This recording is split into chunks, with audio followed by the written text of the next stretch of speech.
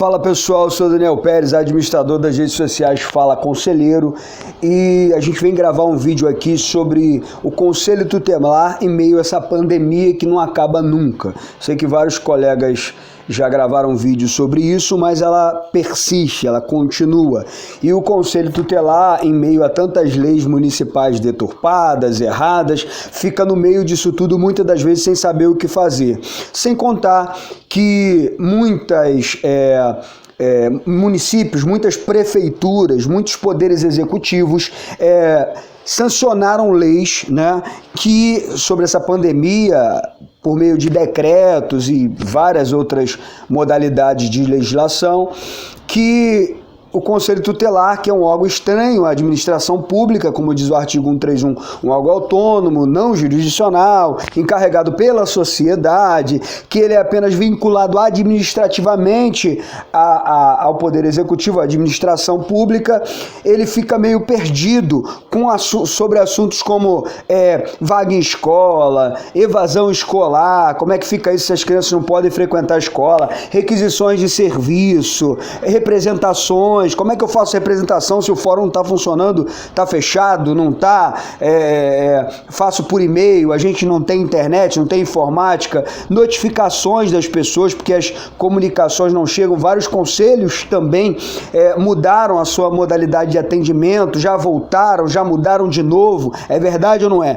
Então a gente tem aí uma série de questionamentos que as pessoas fazem através do Messenger, do meu perfil pessoal Daniel Pérez Fala Conselheiro, através da página Fala Conselheiro no Facebook, que eu convido você a curtir, e perguntas no nosso canal do YouTube. Às vezes a gente não dá conta de responder todas essas coisas.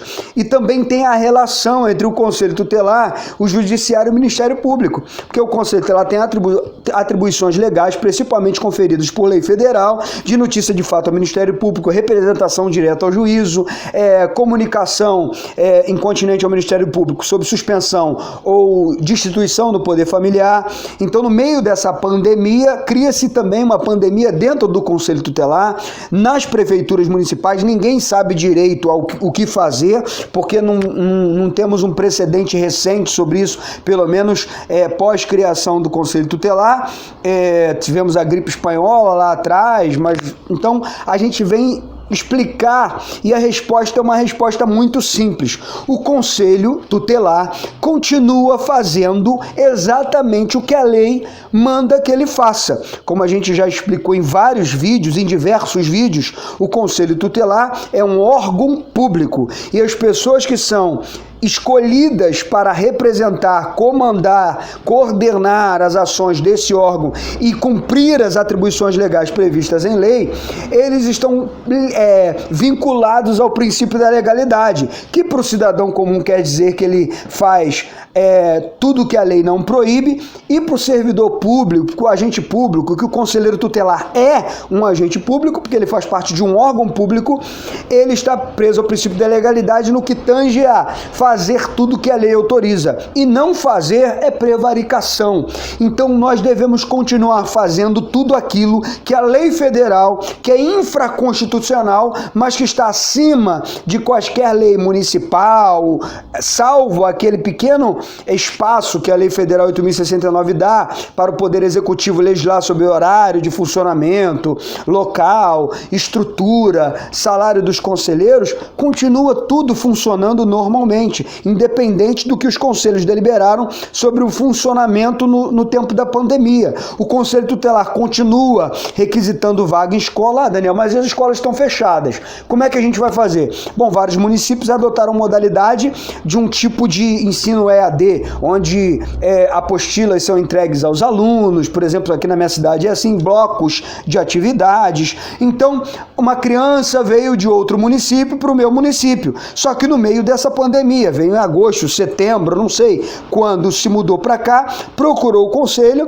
e veio até com os documentos ou não veio com os documentos, mas ela precisa ter o seu direito fundamental à educação garantido, mesmo no meio da pandemia. Ela não pode ter prejuízo desse direito fundamental. Então o Conselho vai continuar fazendo a mesma coisa, requisitando à Secretaria de Educação, direto à pasta, a matrícula daquele aluno, porque muitas escolas se recusam, quando o pai vai direto à unidade escolar fazer, dizendo que a escola está fechada, que não está funcionando, mas eventualmente essas escolas estão funcionando para entregar blocos de atividades. Então, por que não efetivar uma matrícula? Não tem sentido, não tem por que o Conselho se subordinar a isso.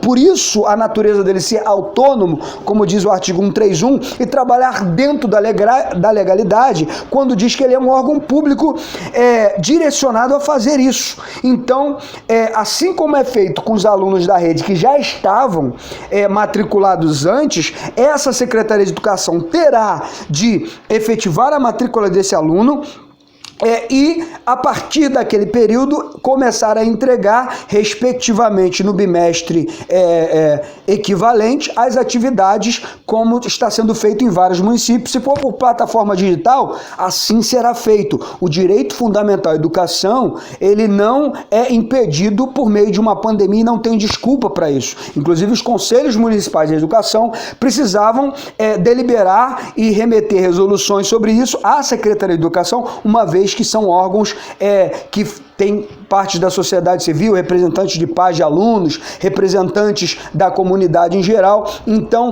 é assim que vai funcionar, da mesma forma, só de uma maneira um pouquinho diferente. O Conselho não pode dar a mesma desculpa que a Secretaria de Educação dá a mesma resposta, deixar aquela criança com direito violado. Requisições de serviço.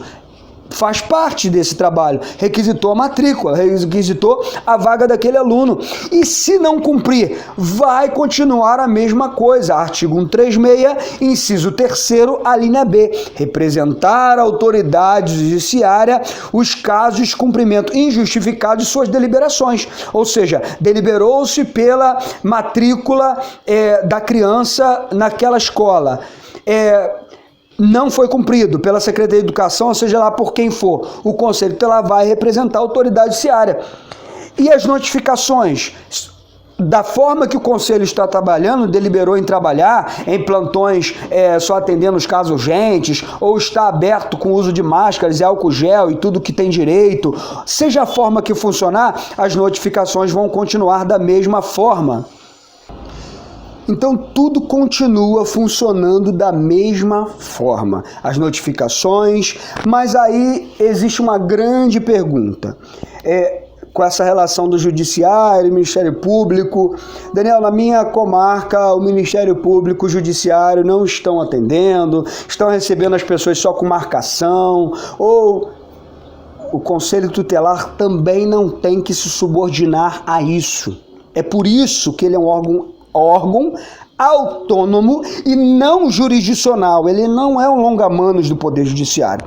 Ele vai, assim como os advogados vão lá e protocolam digitalmente, porque eles têm uma senha, seja lá o que for, e o Conselho não tem isso, ele vai ter que conversar com esse juiz, com essa vara, uma forma de entregar as suas representações, as suas notícias de fato, porque a violação do direito à criança e adolescente não para com a pandemia, muito pelo contrário, aumenta. Então o Conselho Tutelar continua representando, dando notícia de fato. Eu sei que isso a gente deve evitar, porque o Conselho Tutelar foi criado justamente para resolver as coisas no âmbito administrativo, mas a gente sabe que quando aconteceu um estupro de vulnerável, uma exploração sexual de criança e adolescente, uma violência doméstica, e que acontece muito nesse período de pandemia, tem crescido, porque as pessoas têm ficado mais dentro de casa e essa coisa tem crescido, o Conselho Tutelar vai continuar agindo da mesma forma, apenas de uma maneira adaptada. Então ele tem que ter uma conversa com esse promotor de justiça,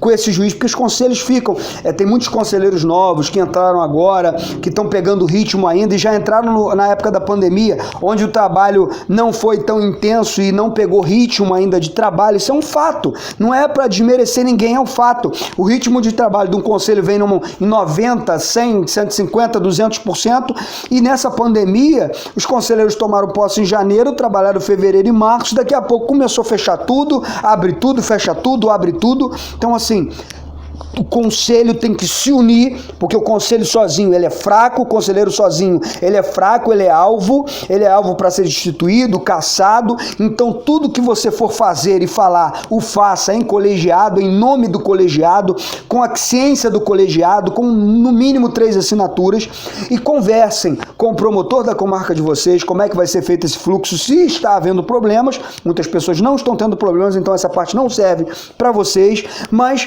conversar com o juiz da comarca, com o cartório da vara única ou da vara de vocês, da criminal, da cível, porque tem partes criminais e tem partes cíveis, né?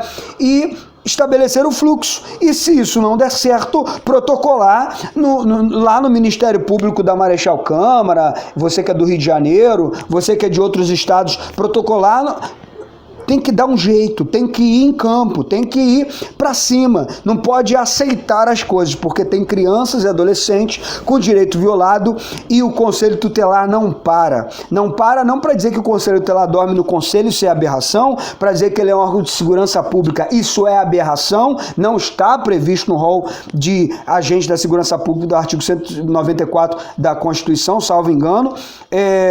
Então, mas ele continua trabalhando dentro do seu horário de trabalho, com as mesmas atribuições, apenas estabelecendo táticas e práticas diferentes. Parece que eu estou gravando esse vídeo um pouco tarde, outros colegas já gravaram, mas não, a pandemia continua, os casos de Covid continuam crescendo, os conselhos novos, e os conselhos no Brasil todos renovaram, mais de 70% de conselheiros, precisam sim ter a humildade de ouvir os conselheiros antigos, ainda que você não goste, que acha que ele não fazia um bom trabalho, você tem ouvido mais coisas dele, ouça, retém o que é bom, abstém de tudo aquilo que você acha que realmente não está na lei, não é o correto, mas não pratique coisas fora da lei, com jeitinho brasileiro, porque isso dá certo no início, como eu sempre disse, e no final dá errado, não soluciona o problema da família. As chamadas em delegacia, todas essas aberrações que não são legais, para resolver casos de adolescente envolvido em ato fracional, não culpe o papel de outrem. Isso ou você prevarica quando não faz aquilo que está na lei, ou você usurpa a função pública, que é outro crime, quando você faz o trabalho de outro e você não vai conseguir fazer o seu próprio. Então, conselheiros tutelares, trabalhem em colegiado.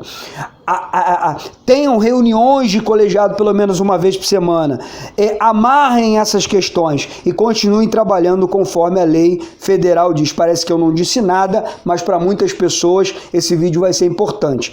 E nós ainda vamos gravar o vídeo sobre os kits dos EPIs que foram prometidos pelo governo federal. A gente está fazendo um levantamento geral de todas as cidades que nos mandaram, que não receberam esse kit prometido pela ministra de Direitos Humanos, pela Secretaria de Direitos Humanos. Nós temos a publicação, o print da publicação, dizendo que ia entregar, e diversas cidades do país inteiro nos mandaram dizendo que não receberam esses kits EPIs, que os conselheiros, se foi prometido, se foi licitado, têm direito. Então, por gentileza, que vocês possam continuar fazendo o trabalho lindo e maravilhoso que o Conselho Tutelar tem dentro da sociedade, se fortaleçam em colegiado e continuamos nessa luta. Curtam nessa página, Fala Conselheiro Consultoria, nós estamos voltando com tudo. Inscrevam-se no canal, nós temos mais de 100 vídeos tutoriais da lei, que falam de diversos assuntos, conselho e delegacia, conselho e Ministério Público, conselho e suas atribuições, 5 maneiras do Conselho Tutelar, 5 mitos sobre o Conselho Tutelar, tantos vídeos maravilhosos no nosso canal no YouTube, Fala Conselheiro Consultoria. Inscreva-se lá, assista nossos vídeos e valeu, gente. Eu sou Daniel Pérez, como eu disse no início, administrador das redes sociais Fala Conselheiro Consultoria, e a nossa equipe está aí para ajudar você da forma que puder. E também aceitamos capacitações, orçamentos para capacitações em outras cidades. Pode mandar aí através do Daniel Pérez, conselheiro@gmail.com. Daniel Pérez danielperezconselheiro@gmail.com, e nós vamos estar mandando para você um orçamento. Nós podemos flexibilizar aí uma forma de te atender. Se você for do estado do Rio de Janeiro e for de fora, a gente pode aí estar indo na sua cidade palestrar, fazer uma capacitação com número reduzido de pessoas. Tamo junto, gente. Valeu, obrigado.